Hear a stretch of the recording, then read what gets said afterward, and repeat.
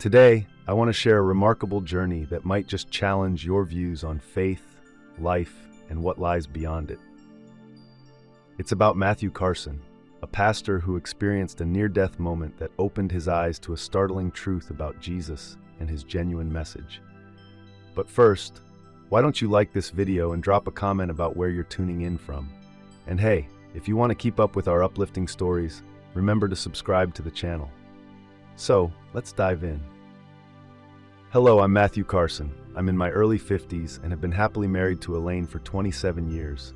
Together, we've raised two wonderful adult children. My roots go back to Little Rock, Arkansas, where I spent all my formative years. For over 20 years, I served as the pastor of a local Baptist church, a calling I'd inherited from my father. Life for me has always been a blend of faith, family, and community. Growing up, I was steeped in biblical teachings and always felt I had a firm grasp on God and His intentions. As a pastor, my days were packed with responsibilities. I crafted sermons, visited church members in the hospital, performed weddings and funerals, and kept things running smoothly at the church. People leaned on me for support. I was their go-to person during tough times. I took pride in this role and believed deeply that I was living out God's purpose. My sermons leaned towards traditional and conservative values. I often spoke about the importance of following God's commands, living a righteous life, and held firm to the belief that Jesus Christ is the only path to salvation. I genuinely thought that God had a unique plan for each of us, and that with steadfast prayer and faith, we could handle any challenges life threw our way. My life was fairly routine. I would wake up early, share breakfast with Elaine, then head to my office at the church where I would spend the bulk of the day. Evenings were reserved for family dinners, participating in Bible studies, or visiting church members. Sundays you'd find me at the pulpit, passionately delivering God's word. But then life threw me a curveball. I never imagined my deeply held beliefs would be put to the test. I was certain of the truth I understood, but destiny, perhaps guided by God, had different plans in store for me. An unexpected and life-altering experience was right around the corner, something that would shake my faith to its core and drastically change my perspective. What I'm about to unfold is beyond anything I could have ever anticipated. Let me take you on a journey that might sound hard to believe, but every detail is true, at least from my perspective. This is the story of a near-death experience that not only brought me face-to-face with the idea of an afterlife, but also completely shifted my understanding of God, faith, and our purpose here on earth. It all started on an ordinary Tuesday. I was at my church office, knee-deep in preparations for the upcoming Sunday sermon. The message I had chosen was all about trusting in God's plan, especially during tough times. Little did I know, I was soon to face a real test of my faith. Around 2 in the afternoon, my phone rang. On the other end was a nervous voice. Matthew Carson, he introduced himself. He was calling to tell me that his father was in the hospital, nearing the end of his life, and desperately wanted to speak with a pastor. This family wasn't part of my congregation, but they had heard positive things about me. Without a second thought, I agreed to help. After all, that's what being a pastor is all about. I quickly gathered my things, clutching my well-worn leather Bible, a cherished ordination gift, and made my way towards the exit. As I walked past Karen, my secretary, I informed her of my last-minute detour and asked her to clear my afternoon schedule. Just then, I bumped into Elaine, who was returning home from doing the grocery shopping. I gave her a brief rundown of the situation and promised her I'd be back in time for dinner. She kissed me quickly on the cheek, her parting words resonating deeply. "Go with God, darling." Those simple words would take on a profound significance after the events that unfolded. I slid into my 5-year-old dark blue sedan and drove towards the hospital. The weather was lovely, clear skies peppered with cotton ball clouds and a warm breeze that felt just right. I flipped on the radio and found a gospel station, letting the soothing tunes accompany my thoughts as I navigated the road ahead. As I drove, my mind was a whirlwind of thoughts about the man I was going to see.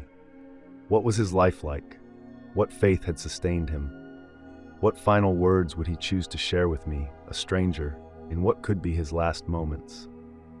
I couldn't help but think about Matthew too, his worry and heartache for his father. I quietly offered a prayer, asking for the right words to bring comfort to this family. The afternoon traffic was lighter than usual for a Tuesday, allowing me to drive without too much concern. I made sure to stick to the speed limit like I always do, focused and ready for whatever waited for me at the hospital. Just a short distance from the hospital, I found myself at a red light. When it finally turned green, I began to move through the intersection. That's when everything took a turn for the worst. Out of nowhere, I saw a glint of metal rushing towards me, a car speeding through a red light. In that instant, there was no chance to react. I remember the moment clearly.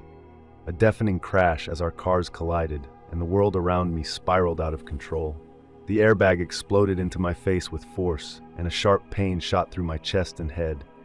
The windshield shattered, showering me with jagged shards of glass. My car spun wildly before finally coming to a halt.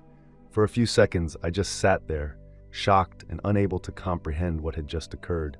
The overwhelming smell of burnt rubber and gasoline filled my senses. Every attempt to move sent fresh waves of agony through me. In the background, I could hear the distant cries from bystanders, people who had witnessed the chaos. My thoughts drifted to Elaine and my kids, a rush of worry flooding my mind. I wanted to pray, to reach out for help, but somehow the words eluded me. A chill spread through my body, and the edges of my sight started to fade. The last sound that penetrated my haze was the wailing of sirens drawing nearer, and then everything fell dark. I couldn't tell you whether I was out for mere seconds or had slipped into unconsciousness for hours. It felt odd. One moment I was trapped, consumed by pain and fear, and the next, everything shifted. The first thing that registered was the absence of pain. It was a profound sense of relief, like a burden I never realized I was shouldering had been lifted. When I opened my eyes, or at least felt the sensation of doing so, I floated in a boundless, dark expanse. This wasn't an intimidating void, though. It was soothing and inviting, much like being enveloped in a warm blanket on a quiet, starless night. I then spotted a flicker of light in the far distance. At first, it was just a tiny speck, but as I drew closer, though I wasn't sure if I was moving toward it or if it was approaching me, it expanded into a brilliant white glow, more radiant than anything I'd ever encountered. Strangely, it didn't hurt my eyes. As the light grew, I felt an irresistible pull towards it, but it wasn't frightening. It was filled with calm curiosity, as if this were exactly where I was meant to go. The sensation was smooth and soothing, like being carried along by a gentle stream. As I moved nearer, the light began to take on a more defined shape.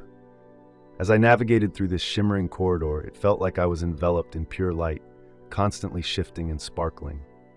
It was as if millions of diamonds were twinkling in a sunlit sky, casting a rainbow of colors all around me. As I progressed through this luminous passage, I sensed the presence of other entities nearby. These weren't people in a physical sense. They were more like energies or essences, and oddly enough, some felt vaguely familiar, almost reminiscent of individuals from my past, though I couldn't quite place who they were. Time? It seemed to have lost all meaning here. I couldn't say whether I had been traveling for mere moments or what felt like an eternity. All I knew was that I was moving towards something profound, something that transcended my comprehension. Then, a sound began to rise. Initially, it was just a faint hum, but it grew into a soft, harmonious melody unlike anything I had encountered before. There were no traditional instruments or voices. Instead, it was a symphony of vibrations, a musical essence that seemed to radiate from everything around me. In that moment, feelings of peace and contentment wrapped around me like a warm blanket. All the worries, fears, and anxieties of my earthly existence felt trivial, fading into the background. I felt whole for the first time. It was as if I had stumbled upon my true home. As I neared the tunnel's end, the light intensified to a degree that was almost overwhelming. A loving warmth wrapped around me like a gentle embrace, offering a kind of unconditional love that surpassed anything I'd ever experienced on Earth. And then, just like that, I emerged from the tunnel, gazing upon a scene so breathtaking it defied any attempt to describe it accurately. Before me spread an expansive field of light, a dazzling array of colors unimaginable to the human eye. The sky was a mesmerizing display of shifting tones, not blue as we know it, but a kaleidoscope of stunning, vibrant hues. I realized then that I no longer had a physical form, not in any way I could comprehend. It was as if I had become pure consciousness, able to sense and perceive everything around me with astonishing clarity and depth. Amidst this vastness, I noticed a figure standing out prominently. He was a being of light, radiating brilliance beyond anything I had ever witnessed. Though he lacked a definite human shape, I felt a profound certainty about who he was, something that transcended any earthly recognition. As I stood there, I realized I was in the presence of a truly extraordinary being. It wasn't the figure I had often described in sermons or the one depicted in classic art and films. No, it was something far more profound, a presence radiating pure, unconditional love, infinite wisdom, and unbounded compassion. The brightness around him was overwhelming, yet instead of blinding me, it brought an unparalleled clarity that washed over my mind. When he spoke, it wasn't through traditional words. It felt like his thoughts were directly merging with mine. The first feeling I received was one of deep acceptance and unconditional love. It was so intense it brought me to tears, not the kind that wet my cheeks, but the kind that moved my very soul. "Matthew," he conveyed, not quite a word, more like an overflow of feelings. "You have crossed into a different realm." I was taken aback. How do you even respond to something so monumental? But in that moment, I realized I didn't need to find the right phrases. My true self lay bare before him, like an open book, completely exposed to this divine embodiment of love. He shared a warm smile, not in a physical sense, but a profound spiritual connection that wrapped around me. "You have many inquiries," he continued, "and a few beliefs that might need some revision." A wave of shame washed over me. All my years as a pastor, preaching with an unwavering certainty, suddenly felt so trivial and confined in the light of this divine essence. Yet, Jesus emanated an aura of understanding and forgiveness that soothed my discomfort. "Don't let shame hold you back, Matthew. Every soul has its own journey, and yours has led you here. It's time now to broaden your perspective." And that's when a deep and transformative conversation unfolded. Jesus illuminated my mind with visions of the universe and creation, revealing the deep web of interconnectedness that binds everything together. Humanity's journey played out before me, not as a straight line of events, but as an intricate tapestry woven from choices, consequences, and growth. I realized that the concepts of heaven and hell that I had preached were a gross simplification of a far richer reality. The idea of judgment wasn't some edict from a distant deity. Rather, it was the natural result of our choices and spiritual evolution. He made it clear that love, not fear, not blind obedience, nor rituals and dogmas, was the strongest force in existence. I witnessed how every act of kindness and each moment of compassion created ripples throughout creation, spreading waves of light and harmony. "Matthew," he impressed upon me, "your path has crossed here for a reason." You know, I always felt like my life revolved around others, especially the conversations about me.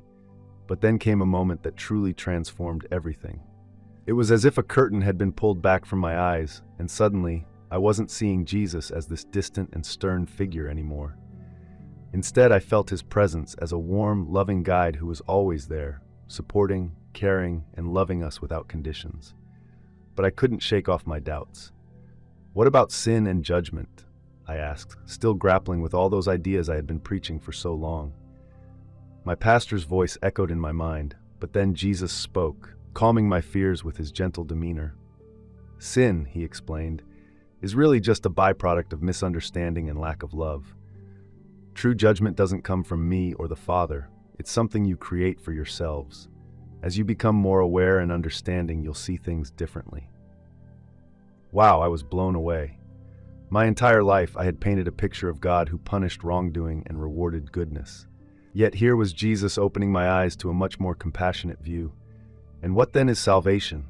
I pressed, feeling like my beliefs were being flipped upside down.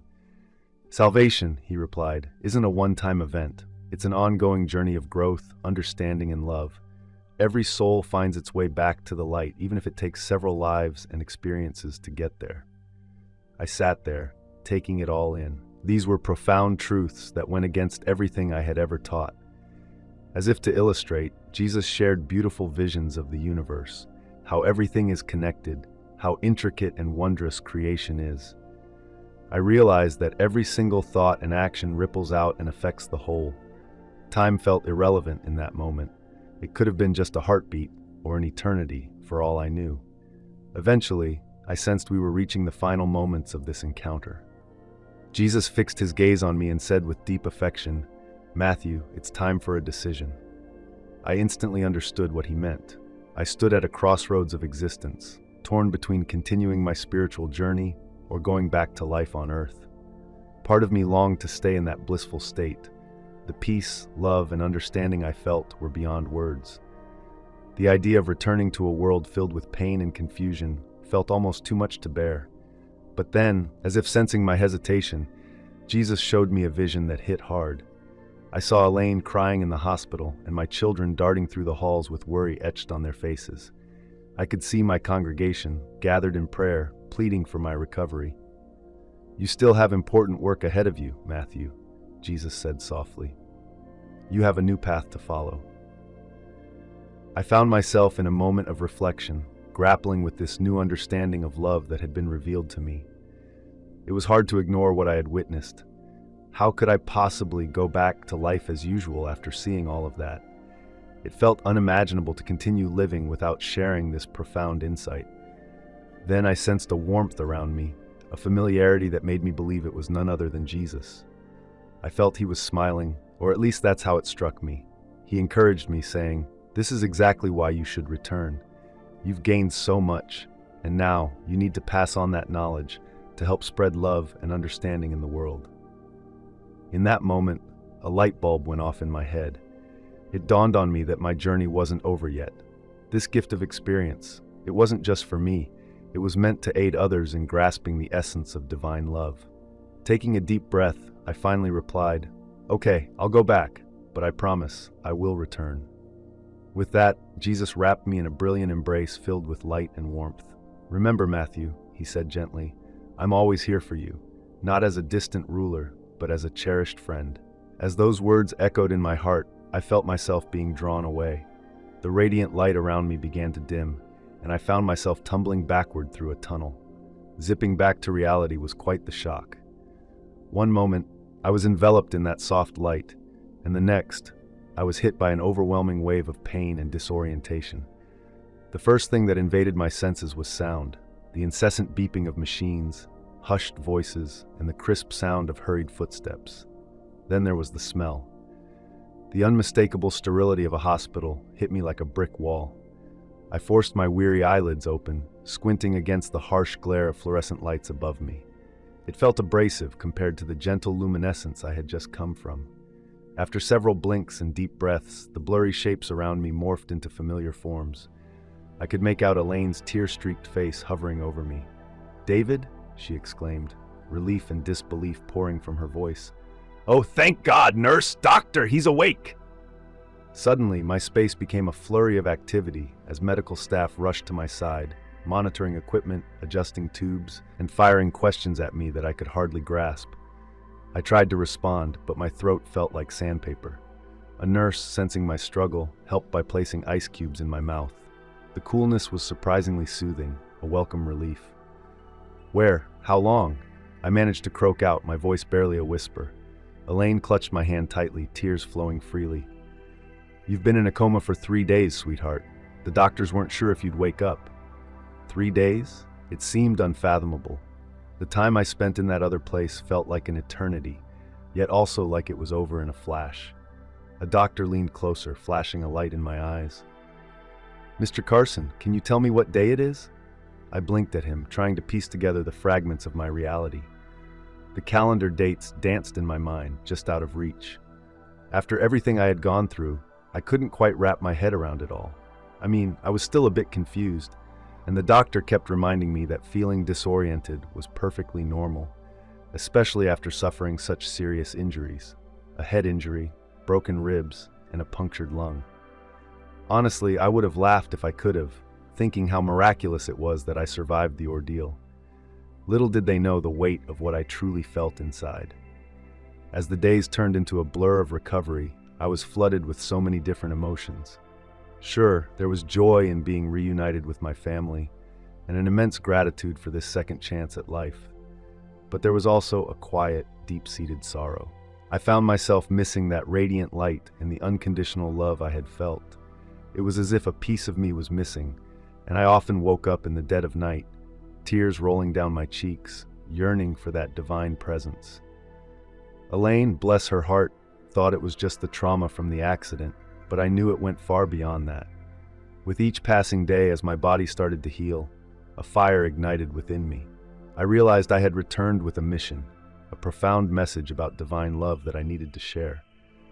But how do you put such extraordinary experiences into words that others can grasp? It felt like I was standing at the edge of a cliff, looking down at an unknown journey ahead. My rehabilitation journey at the hospital was certainly a test. It dragged on with surgeries, physical therapy sessions, and what seemed like a never-ending stream of tests. Yet, the true struggle was the mental and spiritual adaptation to this new normal. Whenever I closed my eyes, I could still feel the echoes of that otherworldly experience, the light, the boundless love, the very presence of Jesus. It was so clear and vivid, yet the world I returned to seemed filled with restrictions and obstacles. Karen was there for me, always at my side, offering comfort. Still, each moment beside her served as a stark reminder of the chasm between my extraordinary experience and my inability to communicate it. She noticed the shift in me, the way my eyes seemed distant, lost in thought. "It's okay, sweetheart," she would say, squeezing my hand gently. "You've been through so much. Give yourself time." I appreciated her support more than words could express. Yet deep down, I felt an urgency that I couldn't quite explain. How could I tell her that part of me resisted the idea of getting back to normal? That rather than merely moving on, I needed to integrate and impart this newfound understanding. Visitors from my community began to pour in, bringing flowers, cards, and heartfelt prayers. I cherished them dearly. They illuminated my days amid the haze of recovery. As I lay in bed, a wave of gratitude washed over me, but I couldn't shake the growing sense of detachment from the beliefs and rituals that used to be my anchor. The prayers that had once poured effortlessly from my lips now felt hollow and unsatisfactory. One afternoon, a deacon from the church dropped by to see me. He was a kind-hearted and devoted man who had always been there to support my work. With tears brimming in his eyes, he took a seat beside me and exclaimed, "Pastor, let's give thanks. It's so good to have you back. Our prayers must have saved you." I admired his sincerity, but felt an urge to explain that while I valued his faith, it hadn't quite played out the way he believed. The truth was much more intricate and beautiful than our limited understanding of salvation could grasp. All I could manage in response was, "God truly works in mysterious ways," feeling the weight of inadequacy in those words. As I embarked on my recovery, I began to prepare myself mentally for my return to church. I realized stepping back into the pulpit wouldn't be as simple as picking up where I left off. My experience had reshaped my perception of God, of Jesus, and even what it meant to live a purposeful life. How could I go back to preaching the same old ideas of heaven, hell, salvation, and death with the insight I now held? One night, rest eluded me, so I found myself by the hospital window, gazing up at the stars. Their vastness struck a deep chord within me, echoing the cosmic visions I had witnessed. Tears rolled down my cheeks as I whispered a heartfelt prayer. "Lord, you've revealed such a beautiful and expansive truth to me. How can I share this without frightening or alienating those who trust in me? How can I honor my experience while continuing to care for my community?" While silence met my questions, I felt an enveloping tranquility, a reminder of the unconditional love I had encountered during my journey. It became clear to me that my path wasn't about having all the answers. Instead, it was about spreading a greater love and richer understanding. Returning to bed, I felt more grounded and resolute. The road ahead would undoubtedly be tough, but I took comfort in knowing I wasn't alone. The presence I had discovered beyond this life was with me, guiding and supporting me. I drifted off to sleep, invigorated with newfound purpose. At last, the day came for me to rejoin my church community after weeks of healing and reflection. With both my body and spirit feeling as ready as they could be, I entered the church, a mix of anticipation and apprehension swirling inside me. On a sunny Sunday morning in Little Rock, Arkansas, the atmosphere was electric as I walked into the sanctuary. The warm glow of smiling faces and glistening eyes greeted me, filling the space with a sense of belonging. "Welcome back, Pastor Matthew." The cheerful posters plastered on the walls seemed to shout the same sentiment. Honestly, it was a bit overwhelming, but in the best way possible. As I made my way to the pulpit, each step took me back through my journey, both the physical and the spiritual. I glanced around at the familiar faces, people whose weddings I had officiated, children I had christened, and families I had walked with through both happiness and heartache. Each of them was there, eager to hear what I had to share from the depths of my heart. I inhaled deeply, then began, "Dear brothers and sisters in Christ, I stand before you today filled with gratitude. It's a thankfulness for life, a second chance, and the precious opportunity to be here with all of you." I paused, weighing the significance of the words I was about to share. Many of you have reached out over the past weeks, asking about my experiences. Had I encountered a light? Did I find God?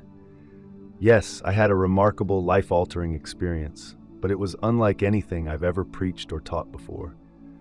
I noticed curious glances, some puzzled expressions flickering through the crowd as if they were eager for answers. Then I said it. I discovered a love so immense and boundless that it challenges our traditional views of God. The universe is far more remarkable than we ever dreamed, and our spiritual journey, I've realized, is richer and more complex than just the concepts of salvation or damnation. A few murmurs rippled through the congregation. Some faces registered concern, while others seemed intrigued. It felt a bit precarious, and I knew that I was venturing into sensitive territory, but I pressed on. For many years, I preached about a judgmental God, one who separates the saved from the damned. However, what I experienced was entirely different. A God characterized by infinite love, a love that includes every one of us without exception. I could sense the tension in the room. Deacon Johnson, a staunch supporter of my ministry, had a frown creeping across his face. I recognized that my words might seem strange or even heretical to some, but I earnestly urged them, please keep your hearts and minds open. What I've learned is not an erosion of our faith, it's an expansion.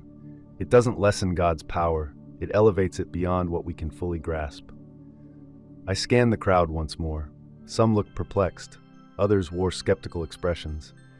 Yet amidst them I caught glimpses of curiosity and even recognition gleaming in a few eyes. Over the next few Sundays, I found myself eager to share the insights I had gained during my transformative experience. My aim wasn't to impose my beliefs, but rather to invite everyone into a deeper exploration of divine love. I wrapped up my sermon with a heartfelt prayer, asking for guidance and for open hearts for all of us. Once I said amen, a hush fell over the congregation, and it lingered a moment longer before hesitant murmurs began to fill the room. As I stood at the door greeting people afterward, I sensed a swirl of emotions among the attendees. Some greeted me with warm hugs, radiating joy over my return, while others seemed to withdraw, avoiding my gaze. One elderly woman, Mrs. Stevens, grasped my hands tightly. With tears shimmering in her eyes, she said, "Pastor, I didn't fully grasp everything you spoke about, but something felt different today, something good." But it wasn't all joy. Deacon Hart approached me with a grave look on his face. "Pastor Carson, we need to discuss your sermon. I have some concerns about the path you're taking." I nodded, well aware that this was just the starting point of many discussions to come. "Of course, Deacon. Let's find a time this week to talk," I replied, bracing myself for the conversations ahead. Once the last member left, I closed the church doors and sank into the front pew, worn out but with a renewed sense of purpose. I understood that the journey ahead wouldn't be easy. Challenging the core beliefs in a community like Little Rock was no small feat. Yet, as I sat in that quiet, empty church, I felt a profound sense of peace and love wash over me, much like what I encountered during my near-death experience. It was as if an inner voice was reassuring me, "You're on the right path. Keep sharing that love." I walked out of the church that day with a sense of clarity. My real journey was just starting. The following weeks brought a whirlwind of mixed emotions and significant challenges as I continued to unfold my experiences and the fresh perspectives I had gained. Reactions from the congregation and the wider community varied wildly. Some members were open and eager for new ideas, seeing my journey as a chance to deepen their own faith. Sarah, a vibrant young mother who had always been engaged in church activities, approached me after a sermon. "Pastor Carson, your words are revitalizing my faith. I always sensed there was something beyond, and now it's starting to click." On the flip side, some members, particularly the more traditional ones, were unsettled by the shift in my teachings. Deacon Hart, in particular, expressed his discontent, making it clear that the road ahead would be rocky. But amid this uncertainty, I remained committed to fostering a meaningful dialogue about divine love and what it means for all of us. At a particularly charged meeting of the church council, Matthew Carson spoke out passionately, sharing his concerns that Pastor Carson was straying too far from the core teachings. He suggested that the pastor was not only muddling the message, but might also be leading the congregation in the wrong direction. It was an awkward moment. You could cut the tension with a knife. Families that had once shared a united front began to find themselves at odds over differing views on spirituality. There were Sundays when I would glance around the sanctuary and notice empty seats, those families choosing not to come back. However, for every member who turned away, new faces began popping up in the crowd. I started to see some interesting folks among the congregation, people drawn to my journey and curious to learn more about what I had to share. Some were past churchgoers who had drifted away from traditional practices because they felt disillusioned.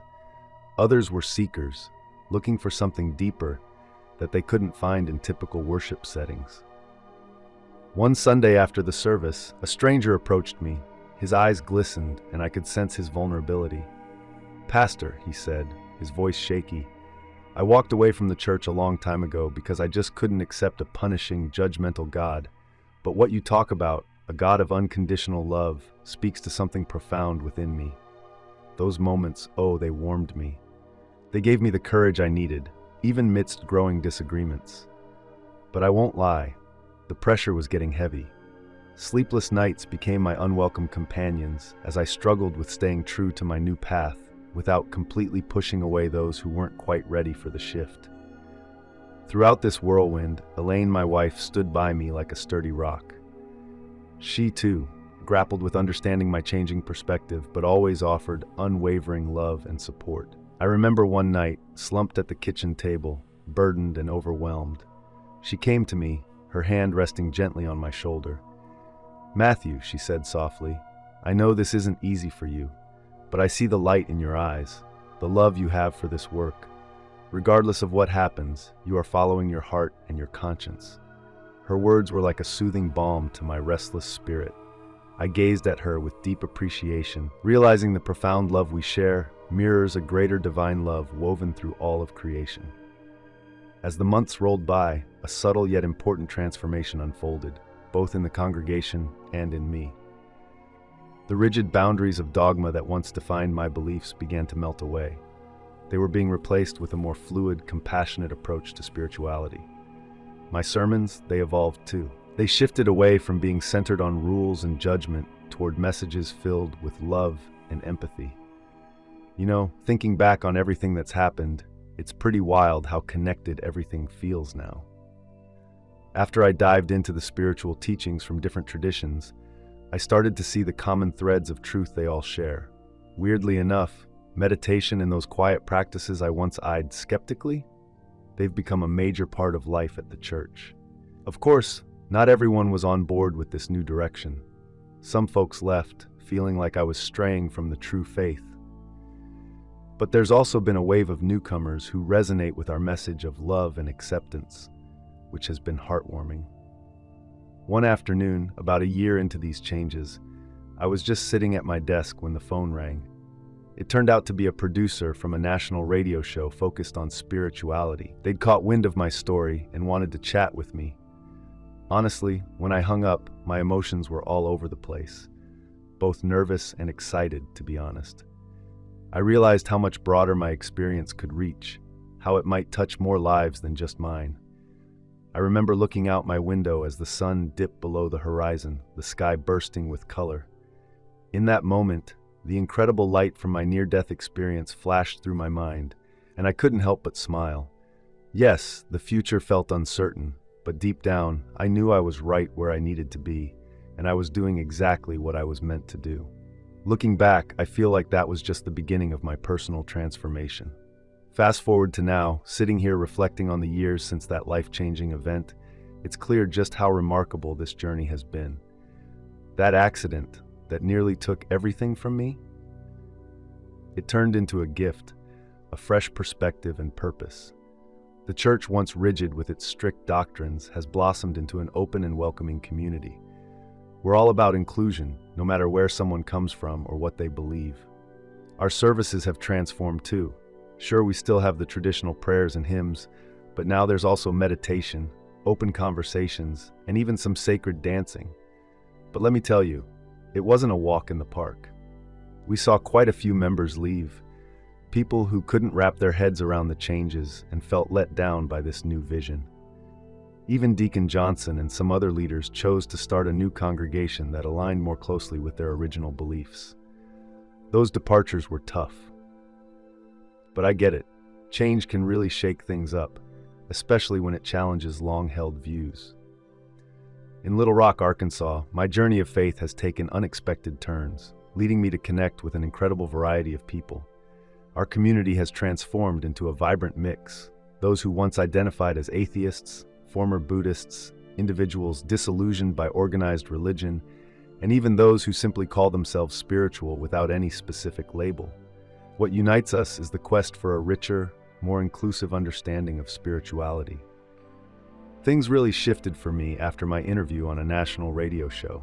It felt surreal when invitations started pouring in, speaking gigs at conferences, requests to write articles, and even a book about my experiences. At first, I was reluctant. I never aimed to become a spiritual figure in the spotlight. However, I soon realized that sharing my journey might resonate with others, guiding them in their own awakenings. Elaine, my amazing partner, has been by my side throughout this transformation. Although she was initially more skeptical about my path, she's experienced her own growth over the years. Together, we've dived into different spiritual practices, studied various religious traditions, and unraveled a deeper, more mystical connection to the divine. Our children's reactions have varied. They've navigated this journey in their own ways. My daughter wholeheartedly embraced the new spirituality and even trained as an energy healing practitioner. My son, on the other hand, struggled with the changes at first, holding on to the traditional beliefs he grew up with. However, as our bond strengthened, he began to seek his own answers and explore what spirituality meant to him. Reflecting on my experiences, I realized that each challenge and moment of doubt has been vital to my path. They have taught me lessons in humility, patience, and the value of respecting each person's unique journey. The near-death experience I had was honestly the most impactful moment of my life. I still vividly remember that overwhelming light and unconditional love guiding me daily and reminding me of the vast, beautiful spiritual universe we all inhabit. What's striking is that we don't need to have a near-death experience to touch this profound truth. It's right here for everyone if we open our hearts and minds. The divine love I've encountered is not some distant entity. It's the very core of who we are, the thread connecting us to everything around us. As I wrap up my story, I feel an immense sense of gratitude for the chance to share these thoughts. I truly hope that in some small way, my journey resonates with you and sparks a light for your own exploration. Embarking on your personal spiritual adventures takes a lot of bravery and an open heart. Don't forget, you are surrounded by love that is both unwavering and everlasting. This realization has become the most profound insight I've gained throughout my own path, and it's a truth I feel compelled to share with everyone around me.